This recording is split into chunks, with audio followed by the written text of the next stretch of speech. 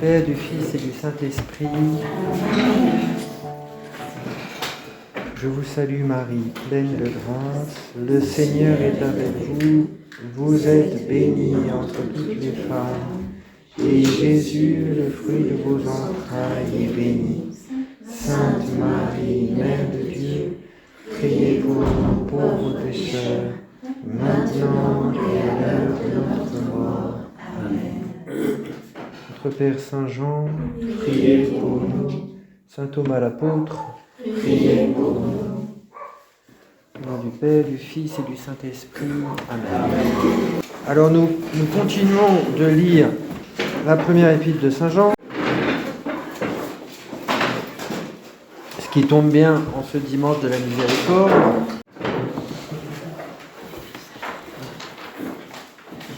Si vous vous souvenez un petit peu, pour ceux qui étaient là,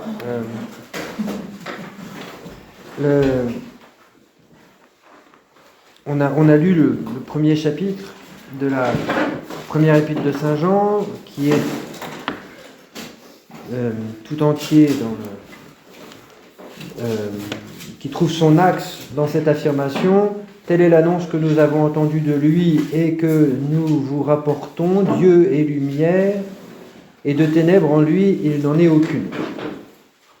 Et puis après, Saint Jean nous explique comment nous avons besoin de marcher dans la lumière, et que la première exigence, et c'est là où ça rejoint le dimanche de la miséricorde, que la première exigence pour marcher dans la lumière, c'est de reconnaître que nous sommes pécheurs. Alors, elle n'est pas facile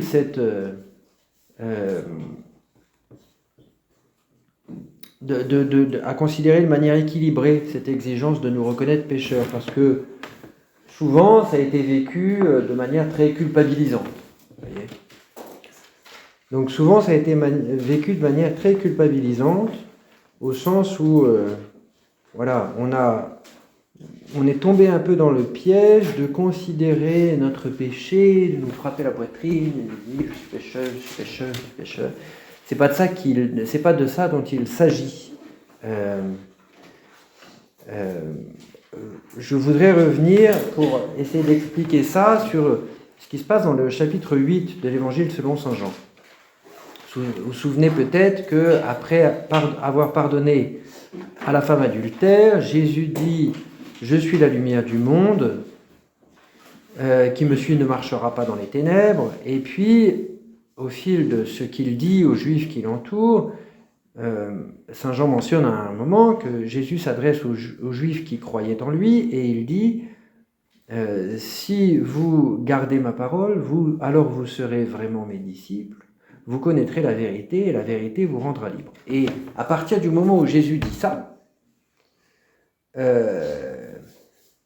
tout se cristallise. L'opposition en particulier se cristallise. Et où on voit qu'il y a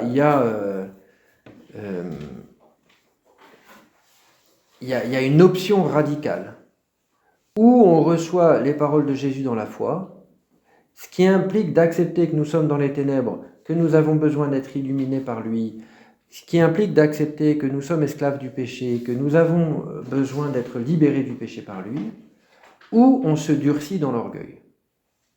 Et en face de lui, ses auditeurs disent « Ah non, mais nous sommes les enfants d'Abraham, nous n'avons jamais été les esclaves de personne. » Et donc là, on voit...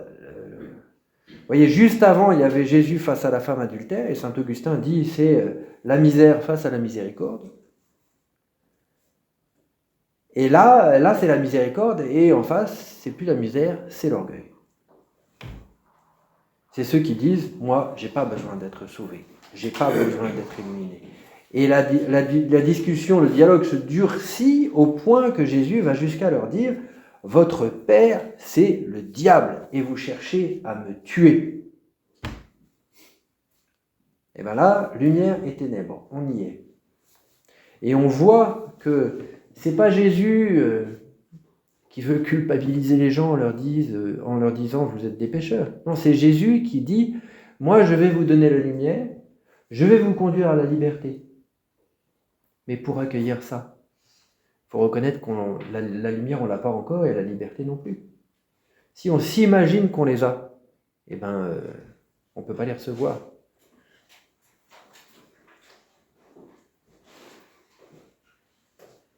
On avait regardé la dernière fois, il me semble, la lettre de Jésus à l'église de Laodicée, dans le chapitre 3 de l'Apocalypse, où le problème est exactement le même. Jésus dit aux chrétiens de Laodicée, vous croyez que vous allez très bien, que tout va bien pour vous, et vous ne vous rendrez pas compte que vous êtes pauvres, aveugles et nus. Alors, reconnaissez que vous avez besoin de ce que je veux vous donner. C'est le grand défi. Et c'est le grand défi dont Saint Jean nous parle dans ce premier chapitre de sa première épître, pour accueillir la lumière. Le grand combat entre la foi et l'orgueil. Je vous ai dit aussi la dernière fois que la première épître se structurait plus ou moins en deux parties, autour de ces deux annonces. En lui, Dieu est lumière, en lui, point de ténèbres. Et puis au chapitre 3, verset 11, telle est en effet l'annonce que vous avez entendue dès le commencement, que nous nous aimions les uns les autres. Et parallèle à ces deux annonces, on pourrait dire, il y a les deux grands péchés, l'orgueil et la jalousie. Ce qui nous empêche de vivre que Dieu est lumière, c'est l'orgueil. On voit ça dès le livre de la Genèse. L'orgueil d'Adam et Ève, comment le serpent tente Ève et lui dit « Vous connaîtrez le bien et le mal, vous serez comme Dieu ». C'est l'orgueil. Et le deuxième péché, c'est quoi? C'est la jalousie, c'est le péché de Caïn, et auquel Saint Jean fait explicitement référence au chapitre 3, que nous nous aimions les uns les autres, non pas comme Caïn, qui était du mauvais et qui égorgea son frère. Pourquoi Caïn égorgea Abel? Par jalousie. Donc c'est les deux grands péchés. L'orgueil et la jalousie. L'obstacle à la lumière, l'orgueil est essentiellement un mensonge.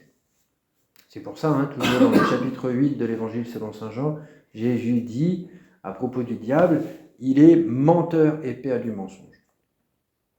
Et puis la jalousie, c'est l'obstacle à la charité fraternelle. Alors, reprenons notre lecture. Donc, nous en étions au chapitre 2 de la première épître de saint Jean, au verset 3. Et c'est en cela en cela nous connaissons que nous l'avons connu, si nous gardons ses commandements. Celui qui dit « je l'ai connu » tout en ne gardant pas ses commandements est un menteur, et en celui-là n'est pas la vérité. Mais celui qui garde sa parole, en celui-là l'amour de Dieu est vraiment accompli. Et en cela nous connaissons que nous sommes en lui. Celui qui dit « demeurer en lui » doit, comme celui-là s'est conduit, lui aussi se conduire. Bien-aimés, ce n'est pas un commandement nouveau que je vous écris, mais un commandement ancien que vous aviez dès le commencement. Le commandement ancien, c'est la parole que vous avez entendue. D'autre part, c'est un commandement nouveau que je vous écris, ce qui est vrai en lui et en vous, parce que les ténèbres passent et que la lumière véritable brille déjà.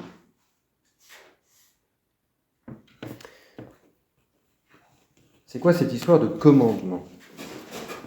C'est bizarre quand on y réfléchit. Pourquoi un commandement de l'amour? L'amour, normalement, ça ne se commande pas. Tiens, je te commande de m'aimer. A priori, ce n'est pas la meilleure manière de susciter une réciprocité. Habituellement. Ça ne fonctionne pas comme ça. Mais commandement, on pourrait dire, Dieu c'est le seul à pouvoir donner un commandement de l'amour. Et commandement parce que ça s'impose avec nécessité.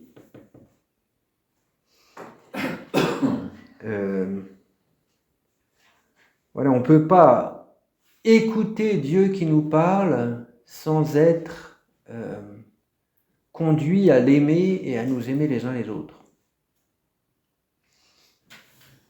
On parle parfois de la valeur performative de la parole de Dieu, c'est-à-dire que ce n'est pas juste une information.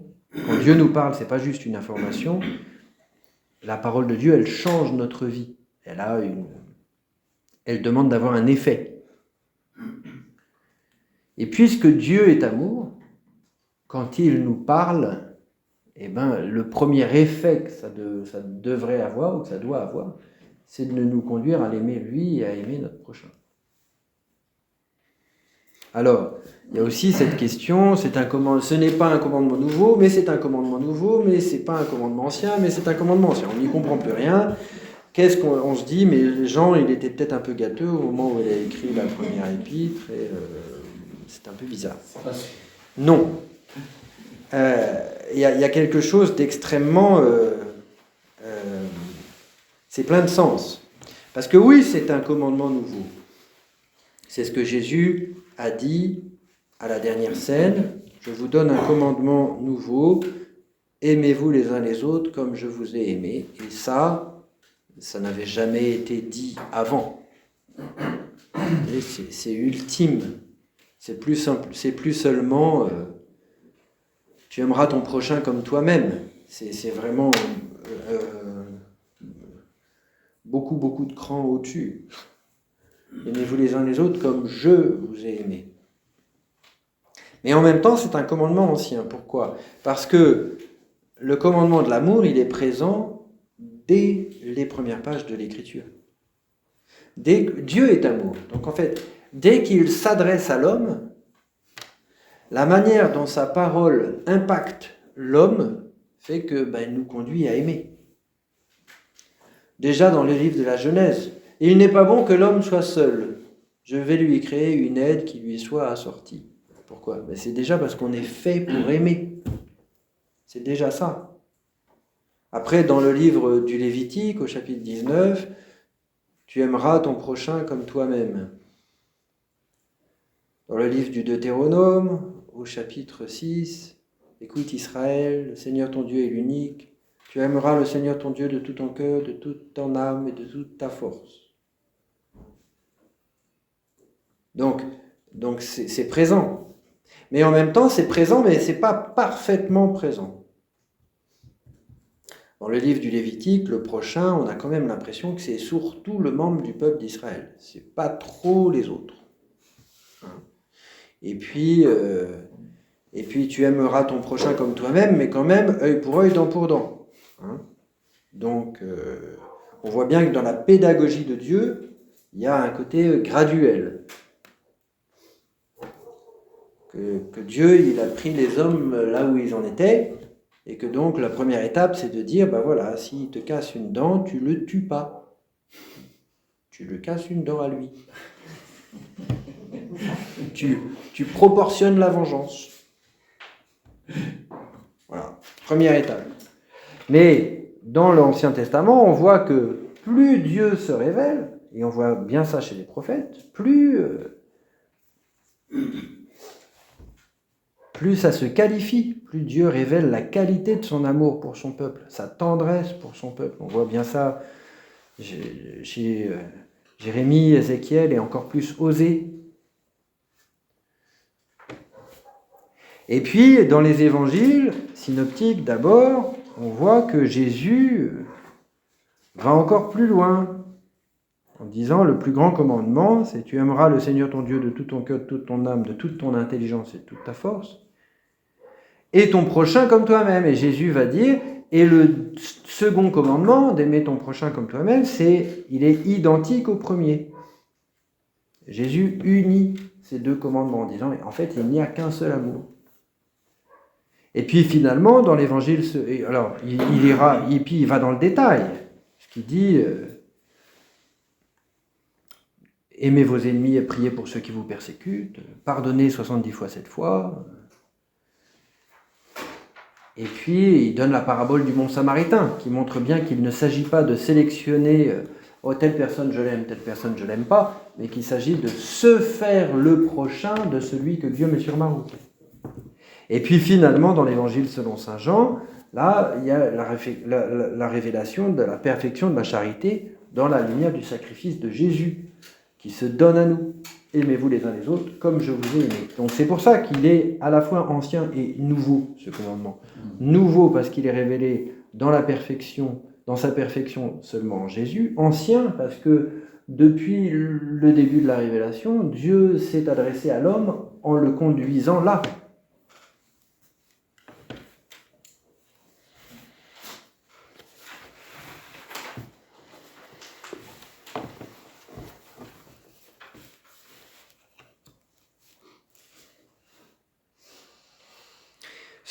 Donc on est au verset 9, celui qui dit être dans la lumière, tout en ayant de la haine pour son frère et dans les ténèbres jusqu'à présent. Celui qui aime son frère demeure dans la lumière, et il n'y a pas en lui d'occasion de chute.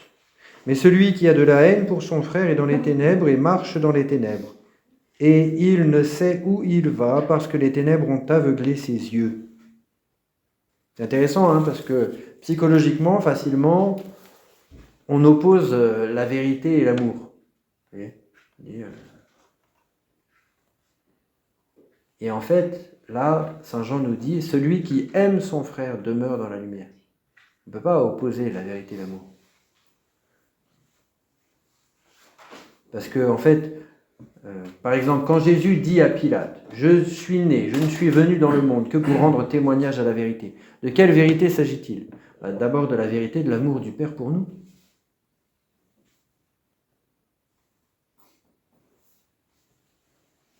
Quand Jésus pardonne à la femme adultère, justement, les gens qui essayent de le coincer, ils essayent d'opposer la vérité et l'amour. Est-ce qu'il va être vrai ou est-ce qu'il va être miséricordieux ? Est-ce qu'il va nous dire de la lapider ou pas ? Et Jésus, il refuse d'entrer dans cette fausse opposition, parce que précisément, c'est faux. C'est pour ça que d'abord il se tait. Il ne veut pas rentrer dans leur jeu. Et puis ensuite, il dit, voilà, que celui qui est sans péché jette la première pierre.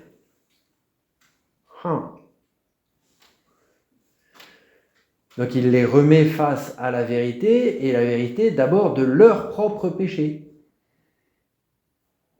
Vous savez peut-être que dans ce passage, c'est marqué que Jésus écrivait avec son doigt sur le sol. Il y a certains pères de l'Église qui disent qu'en fait, il écrivait les péchés des gens qui étaient en face de lui. C'est sûr que comme correction fraternelle, ça se pose là. Mais moi, je suis toujours très touché quand je lis ce passage par le fait qu'ils s'en vont, en commençant par les plus vieux. Alors, restez là, Guy. Hein. Mais ils s'en vont. Parce que je trouve que c'est honnête de leur part. J'aimerais bien rencontrer le premier qui est parti. Le premier, parce qu'il fallait du cran quand même pour partir. Pour dire, bon, ouais, non, il a raison. Il a raison. Et je trouve que c'est beau de voir que c'était pas des faux jetons au point de ne pas admettre qu'ils étaient pécheurs, quoi. Et ça on se dit, ça va, il n'est pas perdu. Il n'est pas perdu.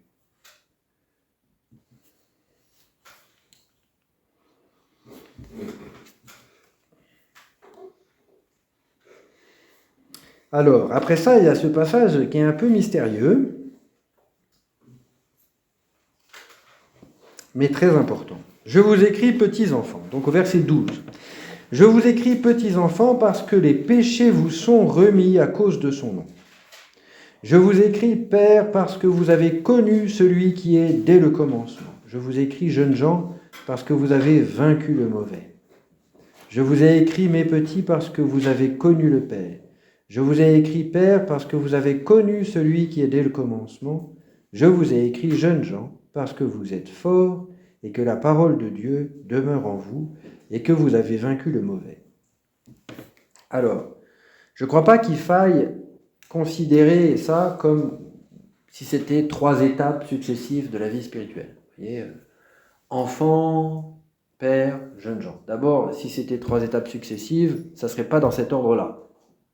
Ça serait enfant, jeunes gens, père, logiquement.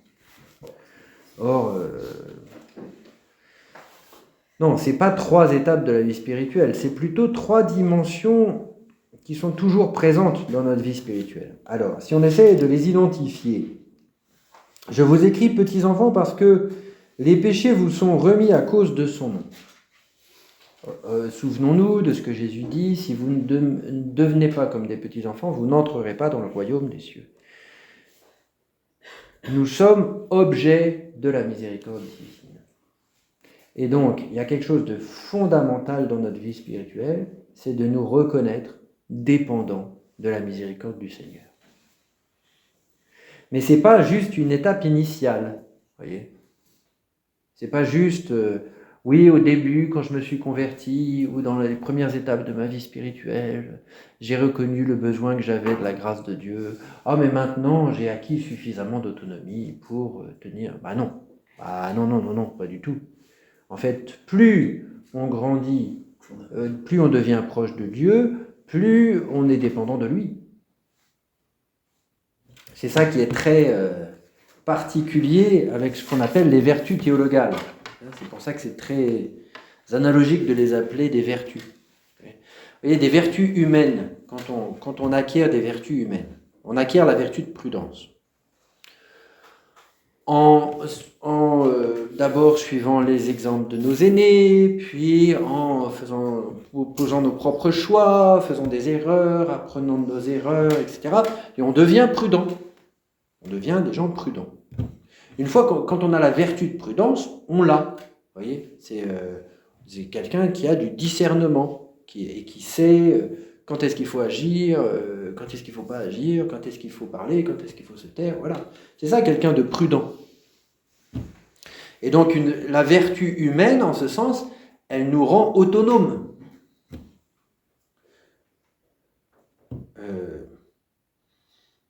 Mais la vertu théologale, de foi, d'espérance et de charité, c'est pas comme ça. Vous voyez ? C'est pas comme ça. Plus je grandis dans la foi, plus je suis dépendant de Dieu qui me la donne. Plus je grandis dans la foi, l'espérance et la charité, plus je suis petit enfant.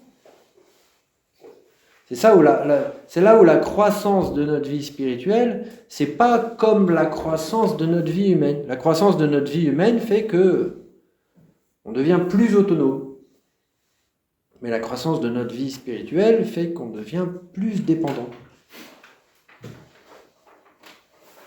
Donc c'est là où il faut pas plaquer les choses. Voilà. Donc ça, c'est petits enfants.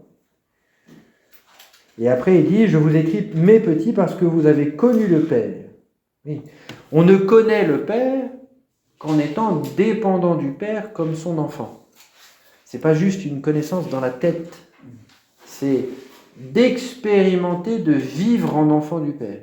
D'expérimenter que je dépends actuellement de sa miséricorde. Que sans lui, je ne suis rien.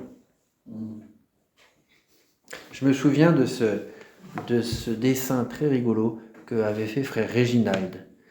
Il s'ennuyait pendant les chapitres généraux, frère Réginald, donc il faisait des dessins pendant les séances du chapitre général. Et il avait fait un dessin très rigolo où on voyait un petit enfant à genoux au pied de son lit qui faisait sa prière. Et au-dessus, il y avait une bulle, et dans la bulle, c'était marqué « Seigneur, prenez bien soin de vous, parce que s'il vous arrivait quelque chose, nous serions tous foutus. »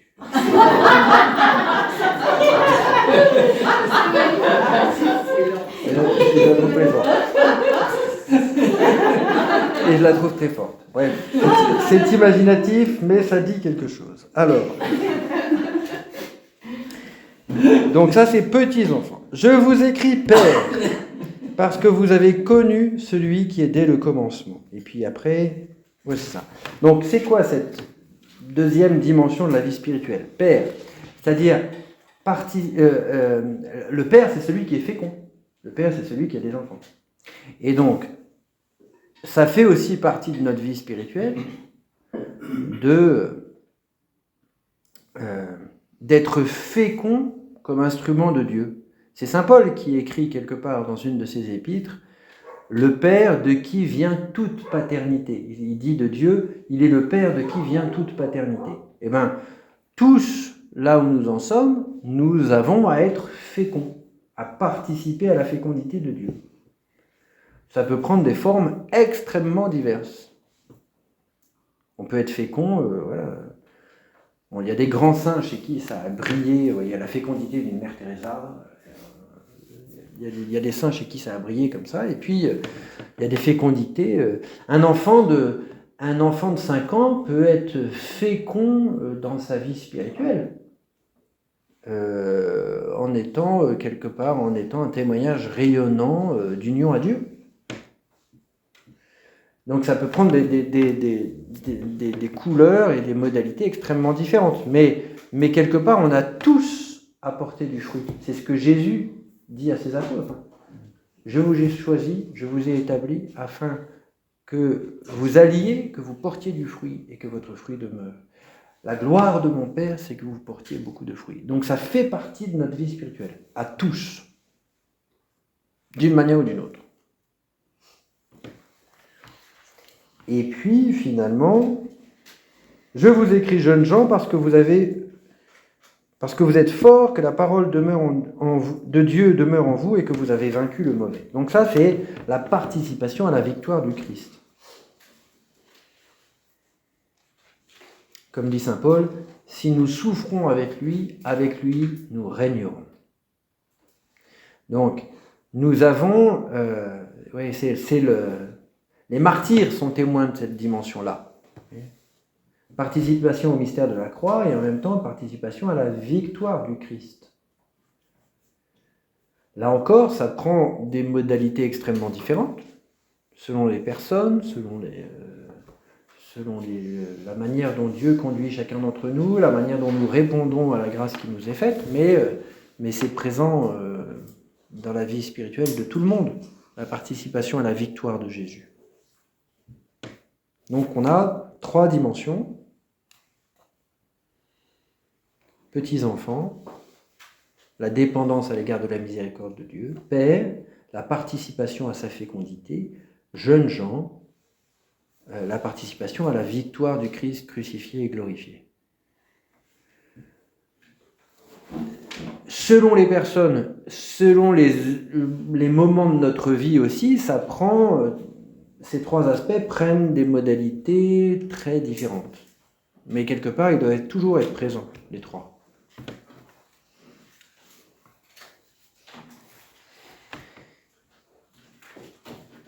Après ça, je vous écris, petits enfants, parce que les péchés vous sont remis à cause de son... Ah non, j'ai déjà lu ça. Donc, verset 15. N'aimez pas le monde, ni ce qui est dans le monde. Si quelqu'un aime le monde, l'amour du Père n'est pas en lui. Parce que tout ce qui est dans le monde, la convoitise de la chair, la convoitise des yeux et l'orgueil de la richesse, rien n'est du Père, mais cela est du monde. Et le monde passe, ainsi que sa convoitise. Mais celui qui fait la volonté de Dieu demeure à jamais. Alors, compliqué ça. N'aimez pas le monde, ni ce qui est dans le monde. Bizarre. Puisqu'il est dit dans la bouche de Jésus lui-même, au chapitre 3 de l'Évangile selon saint Jean, Dieu a tant aimé le monde qu'il a donné son Fils unique, afin que quiconque croit en lui ne périsse pas, mais qu'il ait la vie éternelle. Alors, faut-il aimer le monde ou ne pas aimer le monde? Ça dépend de quel monde on parle. Si c'est le monde au sens de l'ensemble des hommes, bah oui, il est créé par Dieu, donc faut l'aimer. Mais si on parle du monde au sens de celui qui est soumis à celui que Jésus appelle le prince de ce monde, c'est-à-dire le monde en tant qu'il est mu par le démon, le monde en tant qu'il est sous l'influence du démon et donc esclave du péché, ah non. Et là, c'est de ce monde-là dont il s'agit. C'est pour ça que là, saint Jean oppose, d'une part, le monde et ce qui est dans le monde, d'autre part, l'amour du Père et celui qui fait la volonté de Dieu. Donc là, le monde, c'est vraiment clairement le monde en tant qu'il s'oppose à Dieu. On pourrait dire le monde en tant qu'il est infidèle à ce pourquoi il est fait. Parce que normalement, le monde, il est fait pour Dieu. Oui, mais à cause de la révolte du démon et à cause du péché de l'homme, ce monde se détourne de Dieu. C'est un désordre, mais c'est un fait. Et donc, il ne faut pas aimer ce monde-là. Ceux qui, dans le monde, s'opposent à la volonté du Créateur. Cette volonté du Créateur, attention, elle n'est pas une volonté tyrannique et arbitraire. Dieu veut notre bien. C'est pas juste, c'est comme ce qui était dit à propos des commandements dans les versets qui précèdent, ou alors ce qui est dit aussi dans l'Évangile par Jésus lui-même. Si vous m'aimez, vous garderez mes commandements. On dit, il exagère de dire une chose pareille. Il exagère de dire une chose pareille, quand même. Vous voyez, si quelqu'un vous disait, si tu m'aimes, il faut que tu m'obéisses.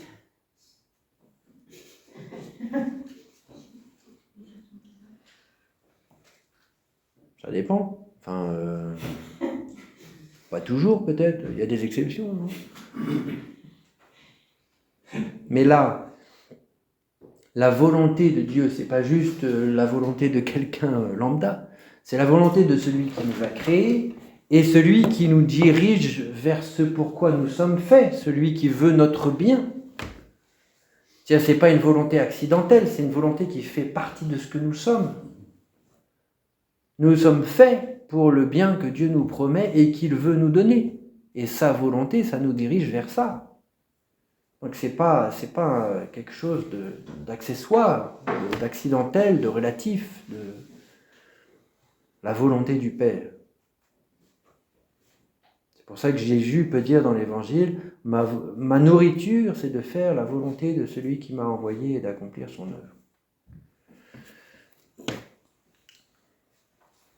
Donc, si, là vraiment Saint Jean nous montre deux chemins, l'amour du monde ou l'amour du Père. Et donc, il nous met en garde. Si vous prenez le chemin de l'amour du monde, alors vous vivrez de la convoitise de la chair, de la convoitise des yeux et de l'orgueil de la richesse. Et ces choses-là, elles passent. C'est étonnant, hein ? Ce qui caractérise ça, c'est que ça passe. Jésus ne dit pas, Jean ne dit pas, c'est pas bien. Il dit pas, c'est pas bien. Faut pas faire ça, c'est pas bien. Non, il dit, ça passe. Faites attention, c'est un piège parce que ça passe. C'est illusoire.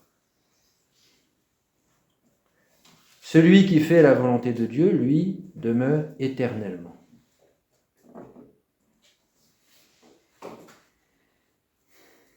Alors, c'est quoi la convoitise de la chair, la convoitise des yeux et l'orgueil de la richesse ? Une bonne manière de le comprendre, c'est de regarder les 3 tentations de Jésus au désert, parce qu'en fait, ça reprend la même chose. Alors,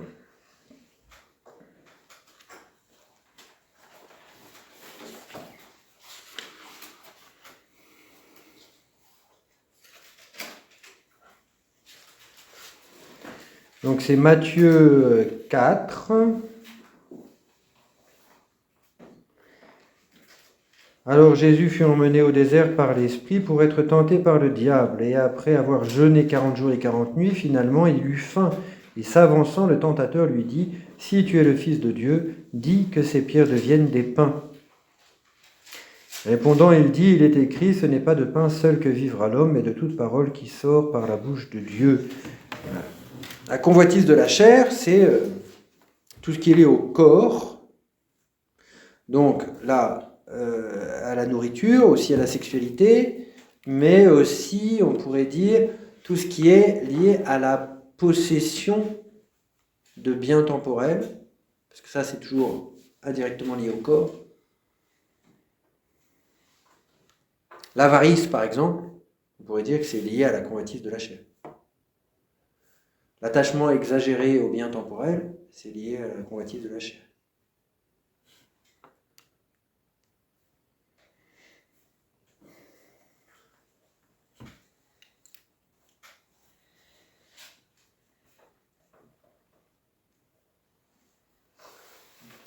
Ce n'est pas de pain seul que vivra l'homme, mais de toute parole qui sort par la bouche de Dieu. C'est sans doute quelque chose avec lequel nous ne sommes pas suffisamment familiers, de nous servir de la parole de Dieu contre la tentation. Les protestants, ils ont souvent un très grand sens de ça, qui est tout à fait légitime. Et puis, dans la tradition catholique, c'est très présent. Hein. Les pères du désert, tout ça, quand ils parlent des tentations, on lutte contre les tentations avec la parole de Dieu. La parole de Dieu, c'est pas simplement une nourriture, c'est aussi une arme. Souvent, on a perdu un peu ce sens-là, et c'est bien dommage.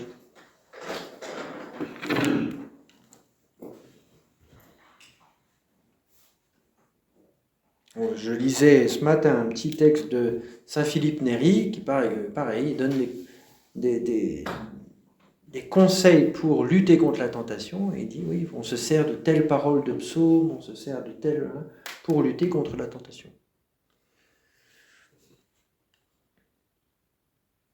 C'est important parce que sinon, la tentation, c'est quoi? C'est de vouloir juste de lutter de manière un petit peu stoïcienne. Vous voyez, je serre les dents, je fais le dos rond et je vais y arriver. Non, ça ne suffit pas, ça. Jésus Jésus face au diable, au désert. Jésus, il est Dieu. Donc il aurait pu couper court à tout, quoi. Et il choisit de nous montrer, de nous donner l'exemple, pour nous montrer comment lutter contre la tentation. Et comment il le fait? En utilisant la parole de Dieu. Alors, la deuxième tentation, Saint Jean dans sa première épître dit la convoitise des yeux. Et là, Saint Matthieu dans son évangile, alors le diable le prend avec lui dans la ville sainte, il le plaça sur le pinacle du temple et il lui dit, si tu es le Fils de Dieu, jette-toi en bas, car il est écrit, à ses anges il donnera des ordres pour toi, et sur leurs mains ils te porteront, de peur que tu ne heurtes du pied quelque pierre. Jésus lui déclara, il est encore écrit, tu ne tenteras pas le Seigneur ton Dieu. Donc là, c'est quoi cette tentation? C'est la tentation de la vanité. De faire de l'esbrouf, quoi. Ouais, mets-toi en haut du temple, jette-toi en bas, tout le monde ça va être extraordinaire. La tentation de la vanité, c'est-à-dire la convoitise des yeux, c'est-à-dire, c'est pas l'orgueil, la vanité, faut faire attention. La vanité, c'est vivre sous le regard des autres au lieu de vivre sous le regard de Dieu. C'est parfois aussi vivre sous mon propre regard. Voyez ? Selon mes propres critères. Selon l'adéquation plus ou moins grande ou la correspondance plus ou moins grande que j'imagine avoir ou ne pas avoir avec la version idéale de moi-même que j'ai dans ma petite tête. Ça, c'est la convoitise des yeux.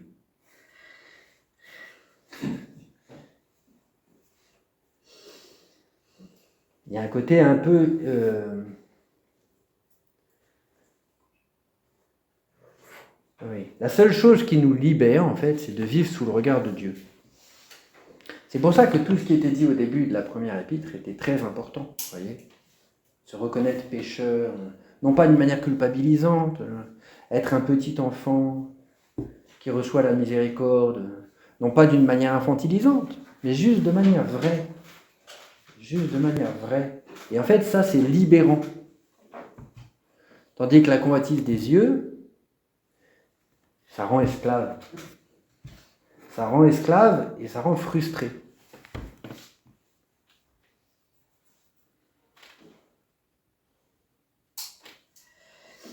on pourrait en rajouter des tartines là-dessus, hein, parce que le monde dans lequel nous vivons aujourd'hui, c'est un monde c'est la tyrannie de l'apparence. C'est la tyrannie de l'apparence. Il faut qu'on corresponde à une certaine image, il faut...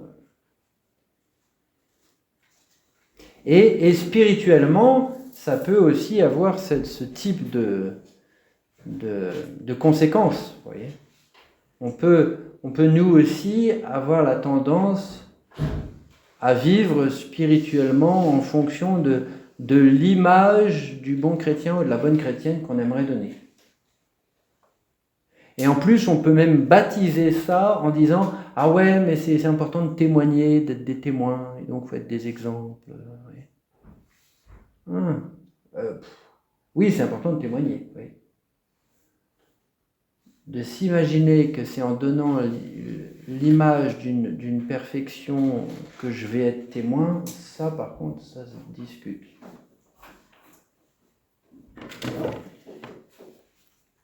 Alors ça, c'est la convoitise des yeux. Et puis la dernière, donc l'orgueil de la richesse. De nouveau, le diable le prend avec lui dans une montagne très élevée et lui montre tous les royaumes du monde et leur gloire. Et il lui dit, tout cela je te le donnerai si tu tombes prosterné devant moi. Alors Jésus lui dit, va-t'en Satan, car il est écrit, c'est le Seigneur ton Dieu que tu adoreras et à lui seul tu rendras un culte. Alors cette tentation du démon, c'est quand même très particulier. Hein. C'est là qu'on voit que le démon, il n'a pas vraiment compris qui était Jésus. Parce qu'il montre tous les royaumes de la terre à Jésus.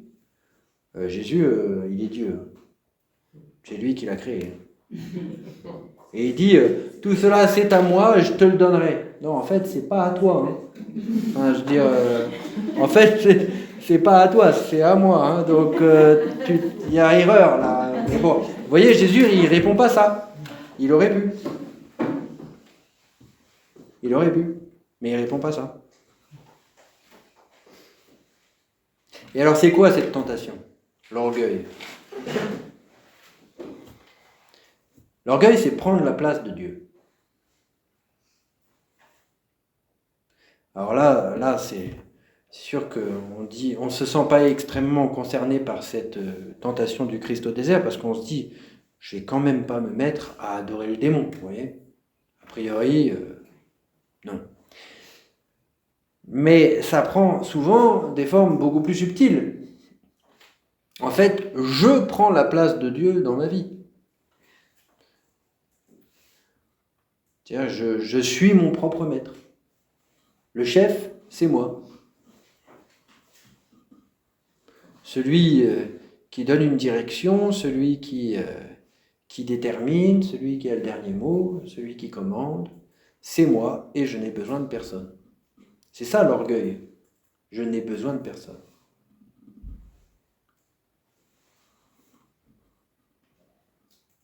L'attitude des Juifs à qui Jésus dit « Vous connaîtrez la vérité vous rendra libre » et qui disent « Non merci, nous n'avons jamais été esclaves de personne. Nous sommes les enfants d'Abraham. » Alors quand on lit ça dans l'Évangile, on se dit quand même c'est énorme. Et en fait, dans notre vie pratique, dans notre vie quotidienne, c'est souvent un peu ce qu'on fait. Et c'est une tentation extrêmement dangereuse. C'est la plus dangereuse en fait. Puisque c'est, oui, je prends la place de Dieu dans ma vie pratique.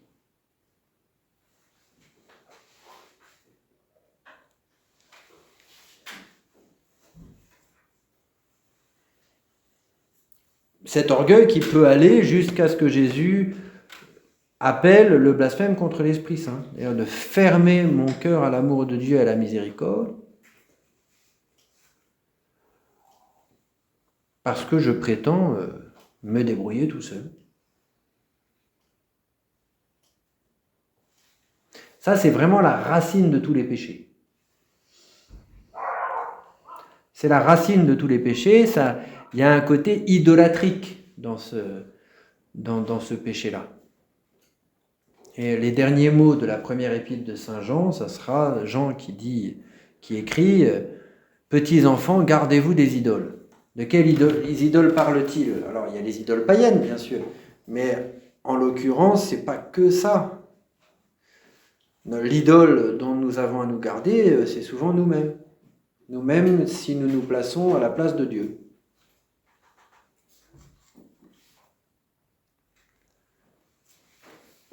Et là encore, le remède contre ça, c'est, je vous écris petits enfants.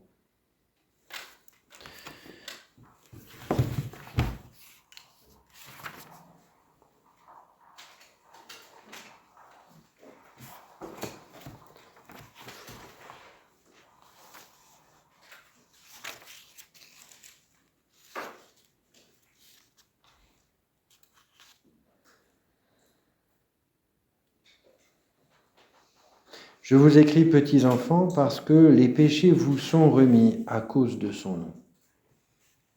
Ça, c'est vraiment le remède à l'orgueil.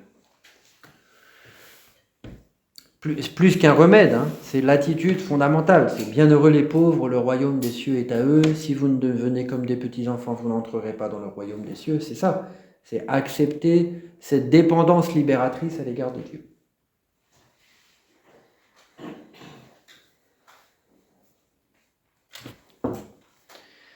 Gloire au Père, au Fils et au Saint-Esprit, comme il était au commencement, maintenant et toujours, et dans les siècles des siècles. Amen.